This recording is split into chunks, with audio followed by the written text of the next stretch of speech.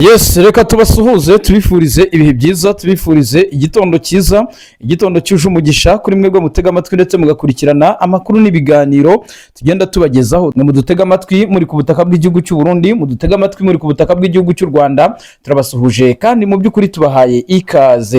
Amakuru yacu rero turahera mu gihugu cy'u Burundi nk'ibisanzwe nk'uko musanzwe muyakurikirana n'ubundi.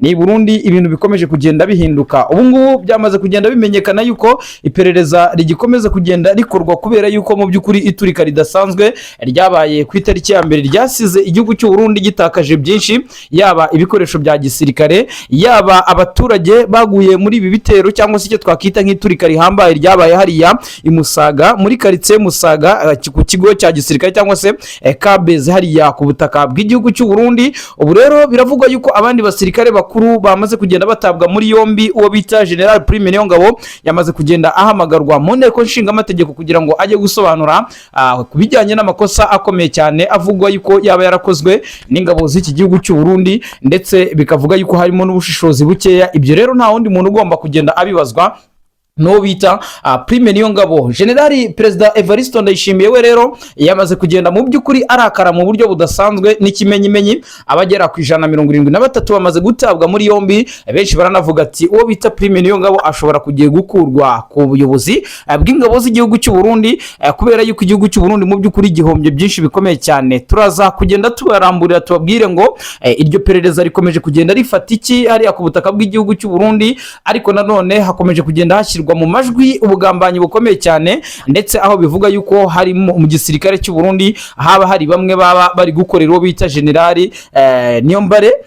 Muramuzi neza mu mwaka 2015 ubwo yageragezaga gukora kudita igapfuba, ariko nyamuneka abitwa yuko bari kumwe nawe mu by'ukuri bo ibyababayeho ntago wabivuga, nta nubwo wapfa kubisobanura ngo ubyumve. Ibi rero biravugwa yuko yaba ari we uri inyuma yabyo. Nanone hari nabo nakomeje kugenda mbona bandika yuko ngo igihugu cy'u Rwanda cyaba kibiri inyuma, bavuga bati ngo u Rwanda rwaba rwo rwohereje intasi ndetse ngo rukaba rwarinjiriye n'igisirikare cy'u Burundi, ngo bakaba barahawe ibiturire kugira ngo mu by'ukuri batate cyangwa se baneke igihugu cy'u Burundi. Ibyo byose nibikomeje kugenda bicicikana hirya no hino, by'umwihariko mu bitangazamakuru bisanzwe byandikira ku butaka bw'igihugu cy'u Burundi.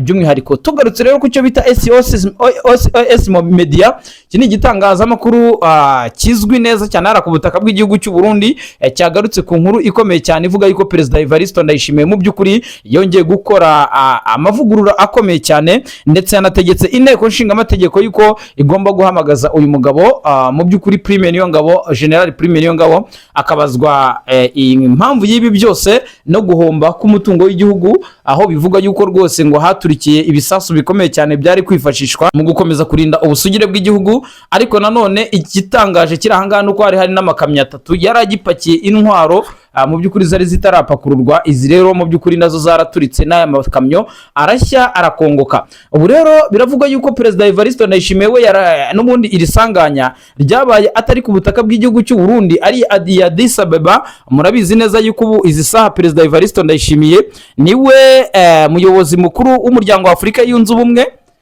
ndetse muranabizi neza ko mu minsi yashize yamaze kugenda agaragaza ubita Macky Sall yuko ariwe ugomba kuba yahagirwa nk'umukandida mu kuba yakiyamamariza kuyobora umuryango w'abibumbye. Perezida Evariste Ndayishimiye ngira ngo yaramwemeje.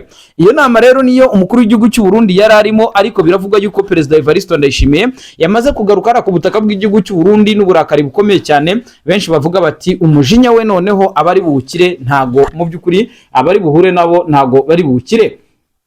Ibi rero biri kuba n'ubundi bisanzwe bitameze neza yaba mu ishyaka riri ku butegetsi. Benshi baravuga bati babuze ayo bacira n'ayo bamira. Ni ishyaka riri ku butegetsi riyobowe ngira ngo na Mugabite Reverien Ndikuriyo. Uyu nguyu asanzwe ari inkoramutima ndetse n'inshuti y'akadasohoka ya Perezida Evariste Ndayishimiye, ariko abasesenguzi ntibahwema kugaragaza yuko aba bagabo mu by'ukuri ukurikije aho ibintu bigeze, ibintu byabo bishobora kuzahinduka, kuko uyu Reverien Ndikuriyo yagaragaje ko mu by'ukuri ngo yaba afite umugambi nawe wo kuba yakiyamamaza kuyobora iki gihugu cy'u Burundi, byaba biciye mu ishyaka riri ku butegetsi rya CNDD-FDD, cyangwa se yababaye nk'umukandida perezida. Ubwo ibyo turabivuga kubera yuko mu mwaka utaha, umwaka 2027 hateganyijwe amatora akomeye cyane hari ku butaka bw'igihugu cy'u Burundi, amatora azasiga hamenyekanye ugomba kuyobora iki gihugu cy'u Burundi manda y'imyaka 5 ikurikira iyo umukuru w'igihugu cy'u Burundi Perezida Evariste Ndayishimiye mu by'ukuri azaba asoje. ariko amahirwe aracyari make cyane kuri uyu mugabo Perezida Evariste Ndayishimiye. We arahabwa amahirwe make cyane, benshi ntibanahwema kugaragaza yuko mu by'ukuri ngo abarundi basa naho bamurambiwe kubera ibikorwa bye n'ubukungu bwaje kurindimuka.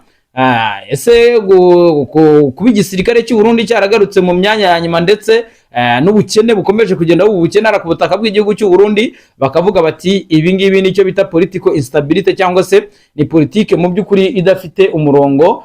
Kandi iyo ikibazo cya politike kibaye cyangwa se ibibazo mu gihugu bibaye, ubundi ngo zitukwamo nkuru umukuru w'igihugu niwe ugomba kugenda abibazwa, kuko ni nawe uba ufite inkota icyaye, aba yararagijwe n'abaturage kugira ngo mu by'ukuri ayobore igihugu, aba yarahawe inkoni y'ubushumba kugira ngo ayobore igihugu mu by'ukuri agikure hamwe akigeze ahandi. Ibi rero mu bikomeza kugenda bishinzwa uyu mukuru w'igihugu cy'u Burundi Perezida Evariste Ndayishimiye, harimo no kuba mu by'ukuri ngo icyitwa iterambere ari umugani, harimo kuzamuka kwa ruswa n'igiturire, kudindira kw'ibikorwa remezo, ndetse no guta agaciro kw'ifaranga ry'igihugu. Ariko muri rusange tugeze ku kijyanye n'igisirikare cyo, igisirikare cy'u Burundi ngo cyacitse amazi, cyasubiye hasi. Abasirikare ntibari gutozwa, ntibari guhabwa ubumenyi bushya bwa gisirikare.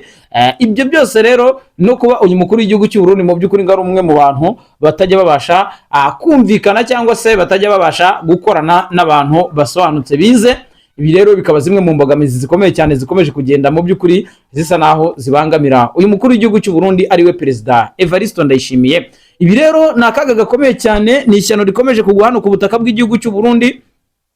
Ibyo biri kuba anyamuneka nanone abagabo mu gisirikare cy'u Burundi naho benshi baritana ba mwana bavuga bati umusirikare wari uyoboye kiriya kigo cya Kambezi giherereye hariya Kabase, giherereye hariya imusaga mu mujyi wa Bujumbura, mu gisagara cya Bujumbura. Abo bose niko bakomeje kugenda basubiranamo, byageraho ngaho bigakubitira mu badede, byageraho ngaho umukuru w'igihugu akihagurukira. Ibyo rero bikaba ari akaga gakomeye cyane mu by'ukuri, kandi benshi bakomeje kugenda bavuga byinshi. Hari n'abadahwema kuvuga yuko mu by'ukuri ngo u Rwanda rwaba rubyihishe inyuma, abandi bagakomeza kugenda bavuga bati ni uburangare bw'abasirikare b'abarundi, abandi bati ni ubumenyi bukeya, abandi bati nanone ni M23 yaba yarohereje drone irasa aha hantu. Ibyo byose rero ni itohozwa rimaze iminsi riri gukoreshwa, ariko amahirwe aragaragaza yuko mu by'ukuri ngo byaba ari ukutitaho n'ubumenyi buke, by'umwihariko mu gukoresha cyangwa se mu gucunga stock cyangwa se amura y'intwaro hara ku butaka bw'igihugu cy'u Burundi, ngo byaba byarakozwe n'abasanzwe badasobanukiwe. Ibyo rero bikahita bigira ingaruka mu by'ukuri kuri stock n'igihugu cyose muri rusange. Ubu imiryango abantu bagera kuri 13 bose niko bitabye Imana kubera iri turika rihambaye ryabaye. Ariko si ibyo, nanone hari ikindi kintu gikomeye cyane, abagera kuri 57 nabo biravuga yuko bakomeretse cyane, bakaba barimo baritabwaho mu bitaro bikuru bya Bujumbura. Ariko ni nako itohoza rikomeye cyane rikomeje kugenda rikorerwa bamwe mu basirikare bakomeye ngo bamenye ngo icyaba cyarateye inkongi. Bivuze ko rero Perezida Evariste Ndayishimiye ibi byabaye atari mu gihugu imbere, ari muri Addis Ababa muri Ethiopia.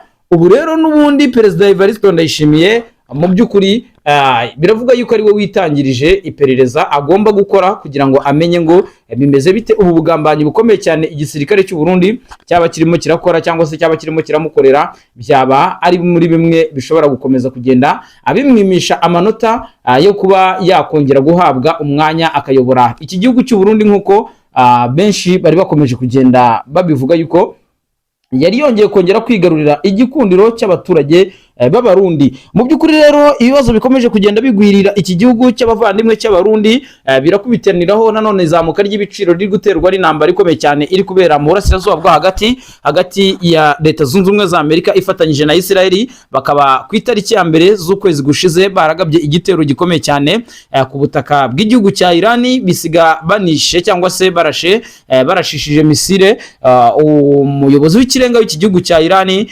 Guhera ubwo nibwo intambara yise yaduka iraduka bikaba igeze ku munsi hafi ngira ngo 36 irwanwa. Mu by'ukuri rero ibyo byose akaba ari byo bikomeje kugenda mu by'ukuri biteza akaga gakomeye cyane mu isi yose nzima muri rusange. Inshuti bavandimwe, ngira ngo nkuko twamaze kugenda tubibemerera, mudukunde tugaruke mu zindi ngingo z'amakuru tubabwire yuko ubutaka bw'igihugu cy'u Burundi bikaba bikomeje kugenda mu by'ukuri bisigarana ingaruka zikomeye cyane kuri ubutaka bw'igihugu cy'u Burundi. Ubu hari ingaruka zitandukanye zirimo kuba mu gisirikare umwiryane wamaze kuba umwiryane. Amakuru avuga yuko abasirikare bagera ku 150 hari ku butaka bw'igihugu cy'u Burundi bose bamaze gutabwa muri yombi bazira iyi kesi. Andi makuru kandi nanone akavuga yuko byongeye guteza ikibazo gikomeye cyane mu ishyaka riri ku butegetsi rya CNDD-FDD ku butaka bw'igihugu cy'u Burundi. Benshi bakavuga bati rero uyu mukuru w'igihugu cy'u Burundi ashobora kuba mu by'ukuri ari mu bihe bidasanzwe, ndetse ibihe nawe ubwe atigeze yitega. Birakubitiraho ibibazo by'ubukungu bisanzwe iki gihugu cy'u Burundi gifite, bigakubitiraho ibibazo n'ubundi birimo biraterwa n'amahitamo mabi ya politike, ndetse n'iki kibazo cy'iturika rihambaye riherutse kuba mu mujyi wa Bujumbura. Ibi byose bigahita biteza mu by'ukuri akaga gakomeye cyane, by'umwihariko mu ishyaka riri ku butegetsi, ari nako bituma abaturage bagenda mu by'ukuri bongera gutakariza icyizere iri shyaka riri ku butegetsi risanzwe riyobowe n'umukuru w'igihugu ari we Perezida Evariste Ndayishimiye. Rero reka tubabwire ibyaje gutangazwa n'uwo bita Agathon Rwasa, ariko nanone turaza kugenda tureba uguceceka gukomeye cyane k'umugabo bita Reverien Ndikuriyo nyuma y'iki gitero byaba bihatse iki. Tuze kugenda turaba mu gisirikare cy'u Burundi turebe uyu mugabo bita Prime Niyongabo, umugabo mukuru w'ingabo z'u Burundi, nawe ibyo yaje kugenda atangaza nyuma y'iruturika rikomeye cyane ryabereye hariya mu mujyi wa Bujumbura. Ibyo byose nibyo twamaze kugenda mu by'ukuri tubategurira, kandi murabizi neza yuko ibyacu ari amakuru tuba tutagomba kugenda tubatetereza cyangwa tuba tugomba kugenda tubenforma gatanu kuri kagenzi kako. Nibyo rero amakuru rero aravuga yuko nyuma y'iturika rikomeye cyane hariya ku butaka bw'igihugu cy'u Burundi, iperereza rikaba ryakozwe. Amakuru rero yagaragaje yuko ngo byaba ari iturika ryatewe n'insinga z'amashanyarazi zoherejwe hariya mu kigo cya gisirikare ndetse mu bubiko bw'intwaro, ariko benshi bakavuga bati ibi byakozwe nkana ntabwo ari ibintu byapfuye kugwirira igihugu cy'u Burundi n'ibiki. Bakavuga yuko mu by'ukuri ibi hari umuntu waba abyihishe inyuma, ndetse akaba ari nawe wateye ibi byose kugira ngo iri turika ribe ryagenda ribaho.